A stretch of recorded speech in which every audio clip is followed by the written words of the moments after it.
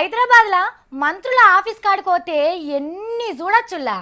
ముంగట హుస్సేన్ సాగరం, లుంబిని పార్కు, పక్క పొంటి ఎన్టీఆర్ గార్డెన్, ఇటుపక్క బిర్లా మందిరం, రవీంద్ర భారతి. అవి దాటితే అసెంబ్లీ, పెద్ద పోలీస్ సార్ బంగ్లా, మంత్రుల ఆఫీస్ వెనుకనే పైసలు అచ్చు గుద్దే బంగ్లా, ఇంకా జర ఎనిక్కి మలిగితే కరెంట్ ఆఫీసు, ఇంకా పోతే ఐమెక్స్ టాకీసు. ఈగో గిన్ని చూడొచ్చు అన్నట్టు ఊళ్ళకెళ్ళి మంత్రుల ఆఫీస్కి వచ్చేటోళ్ళు.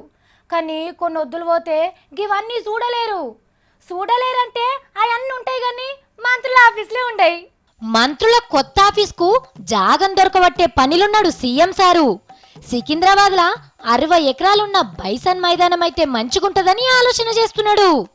గిదే పని మీద ఢిల్లీలో మిలిటరీ మంత్రి మనోహర్ పారికర్ సార్ని కలిసి మాట్లాడిండు సారు.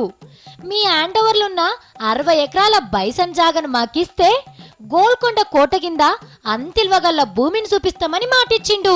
బైసన్ మైదానం చుట్టూ మిలిటరోళ్ళు వాళ్ళ ఆఫీసులు ఉంటాయని కాబట్టి జరంత ఆలోచన చేసి ఏదైంది చెప్తామన్నాడు పారికర్ సారు. లెక్కకైతే మొదలు ఎర్రగడ్డ ఛాతి దౌకాన్ని ఎత్తుకుపోయి అనంతగిరి అడవిలో దింపి దాని జాగల కొత్త బిల్డింగులు కట్టాలి అని అనుకున్నారు.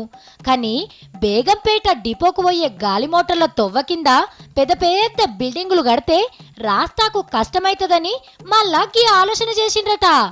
కుదిరితే సికింద్రాబాద్లా, లేకుంటే ఎర్రగడ్డలా ఏన్నో పోతానా. మంత్రుల కొత్త బిల్డింగులు కట్టుడైతే ఖాయం.